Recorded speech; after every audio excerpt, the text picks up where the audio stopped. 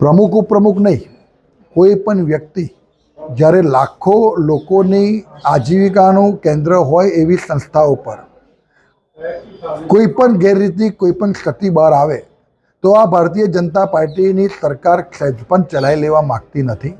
76બીની notice એક એવો message છે સમગ્ર ગુજરાતની અંદર કે સહકારી વિભાગ એ હવે જેમ જેમ માનનીય અમિતભાઈ શાહ જ્યારથી સહકાર મંત્રી તરીકે અને સહકાર વિભાગને એક અલગ દરજ્જો આપીને આ વિભાગની જે શરૂઆત કરી છે ત્યારથી આજ દિવસ સુધી જે નિર્ણયો લેવાયા છે એમાં એવું છે કે કોઈ પણ વ્યક્તિ, એમાં કોઈ પણ પાર્ટીનો હોય, ભારતીય જનતા પાર્ટીનો હોય કે કોઈ પણ પાર્ટીનો હોય, પણ લોકોની હિત ધરાવતી સંસ્થા પર નજર પણ બગાડે કે એમાં કોઈ પણ પ્રકારની વહીવટમાં ક્ષતિ દેખાય તો ચલાવી લેવા માગતી નથી।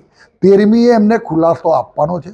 76બીની નોટિસની અંદર 13મીએ એમને ખુલાસા માગ્યા છે। 76બીની નોટિસમાં ઓડિટમાં જેટલી ક્ષતિઓ દેખાઈ છે એ બધી ક્ષતિઓને બતાવી છે। મંડળીઓમાં દૂધ ઓછું થયું, સંઘમાં મંડળીઓ ઓછી થઈ, આ બધી કોઈ ગંભીર ક્ષતિ કહેવાય।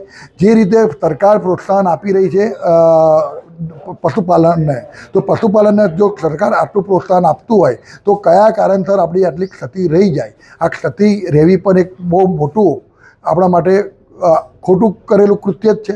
સાથે સાથે ઈ ટેન્ડરિંગ કરવાના જે પરિપત્ર હોય, જેને નોટિસ વારંવાર આપી છે કે 5 લાખની ઉપર ઈ ટેન્ડરિંગ કરવાનું, ત્યારે ઈ ટેન્ડરિંગ ના કરવાનું કારણ પણ એનો પણ ખુલાસો માગ્યો છે। 300 મેટ્રિક ટનનો દાનનો પ્લાન્ટ, 300 મેટ્રિક ટનનો દાનના પ્લાન્ટની અંદર જ્યારે આપણે પ્લાન્ટ નાખ્યો ત્યારે 300 મેટ્રિક ટન સુધીની ક્ષમતાવાળો પ્લાન્ટ નાખ્યો છે અને દાન એટલે પશુઓનો આહાર છે અને બરોડા ડેરી પશુઓનો આહાર પૂરતો પહોંચાડી શકે, સારા ભાવમાં આપી શકે, પોષણક્ષમ ભાવમાં સારી રીતે એનો વપરાશ કરી શકે, આ બધા જ હેતુસર જ્યારે આ પ્લાન્ટ નાખ્યો હોય અને એ પ્લાન્ટની અંદર તમે જુઓ છો તો એમના 25%, 24%, 34% જ નો પ્લાન્ટ હજુ એમને ચલાવ્યો છે। એટલે પ્લાન્ટમાં પૂરતું પ્રોડક્શન મળતું નથી, તો એમ ના મળવાનું કારણ શું? આ બધી ક્ષતિઓ જે દેખાઈ છે એના ખુલાસા 13મીએ બરોડા ડેરીના પ્રમુખ અને ઉપપ્રમુખ અને એમડી આપશે।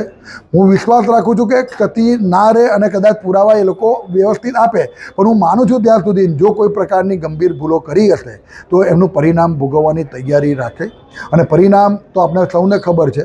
અને સાથે સાથે અગાઉ આ જે બોર્ડે કોઈ પણ નિર્ણયો ખોટા કર્યા હશે તો એ નિર્ણયો ખોટા કર્યા હશે અને સંસ્થાને, મંડળીને કે પશુપાલકને નું અહિત કર્યું હશે તો એનો પણ પરિણામ ભોગવવાની તૈયારી રાખી આ 76બીની નોટિસ મેસેજ છે। આવનારા દિવસોની અંદર ચૂંટણી ચાલુ છે। 7 ઝોનમાં ઉમેદવાર બિનહરીફ થવાના છે।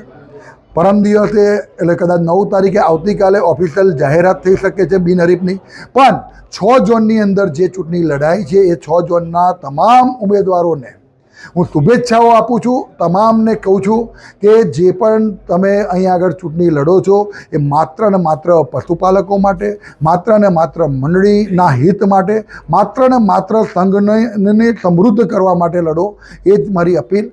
આ જ વસ્તુ કહી અને બીજી એક ગઈકાલથી આવી છે એ ઇસ્યુ એવો નથી, આ સહકાર ડિપાર્ટમેન્ટને આપેલી નોટિસ છે। સહકાર ડિપાર્ટમેન્ટમાં જે ક્ષતિઓ દેખાઈ છે ઓડિટમાં, એ ઓડિટના આધારે 76બીની નોટિસ ગઈ છે। 13મી તારીખે ખુલાસો આપશે। 13મીના ખુલાસામાં એમનું ખુલાસો વ્યવસ્થિત કદાચ કોઈ કારણોસર કંઈક હોઈ શકે તો એના પછીનો નિર્ણય લેવાશે, પણ જે ક્ષતિઓ રહી છે એ ક્ષતિઓમાં જો ખુલાસો આપવામાં જે ચૂક કરશે કે કદાચ એ ક્ષતિ જ રહી જશે તો 100% એનું પરિણામ ભોગવશે ને ભોગવશે। આવનારા દિવસો માટે તમામ ઉમેદવારો